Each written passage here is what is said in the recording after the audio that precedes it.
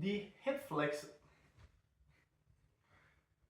the couch stretch is a great exercise for working on hip extension and specifically hip flexor and quad flexibility. Setting up for the exercise, a great place to start is with a bit of distance between your knee and the wall, so the shin is about 45 degrees. From here we can either work towards getting the hip further forwards and downwards. This will put a greater stretch on the hip flexors, or we could work towards placing our knee closer towards the wall, which will place a greater stretch on the quads. So I'll often have people first work towards placing their knees closer to the wall, so first focusing on the quads, and then switching focus to more of a hip flexor focus. But depending on your goals, you could also just go straight for the hip flexor focused version. Now, when getting into the position, basically the most important thing that we want to accomplish is that we want to make sure that we are setting the hip into a posteriorly tilted position. So one way that I like to cue this is to imagine that I have a tail. Then I'm going to grab the tail, and if I yank the tail now, that is the direction that I want to keep my hip tilted. If you're not feeling any stretch in your front side, either quads or your hip flexors, it's probably because you're not managing to posteriorly tilt your hip.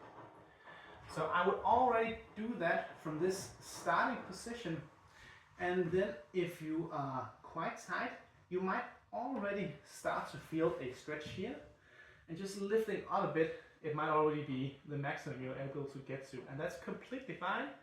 You can just stay here and slowly work your way up to an upright position.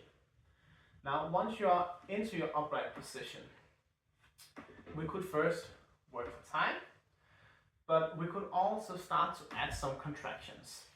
And we have a few different options here. First, we could focus on the lengthening side, so the muscles that are under stretch, and using them to contract.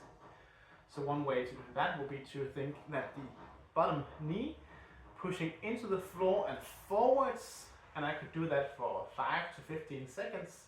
And when I'm ending the contraction, I'm ending on an exhale and trying to sink a bit deeper into the stretch. All right. I could also think about pushing the foot into the wall.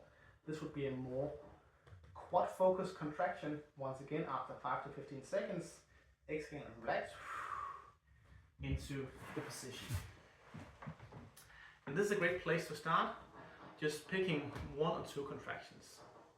But we could also look at contractions of the shortening muscles.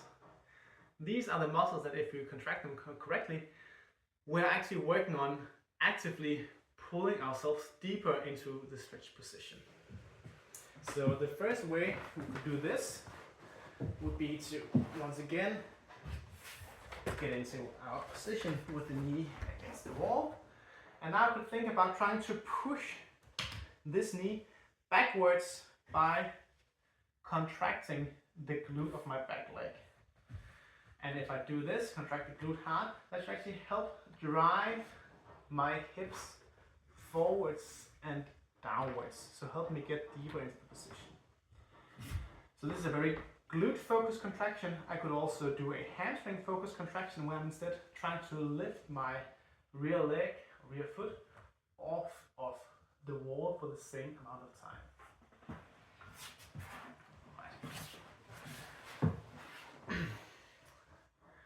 Great way to add a bit of extra spice is to actually pick 1 contraction of the lengthening side and 1 contraction of the shortening side, and then alternating between these 2 for the duration of the set. The last one, trying to lift your feet off the wall, is also a great way to get some very tasty hamstring cramps. Enjoy.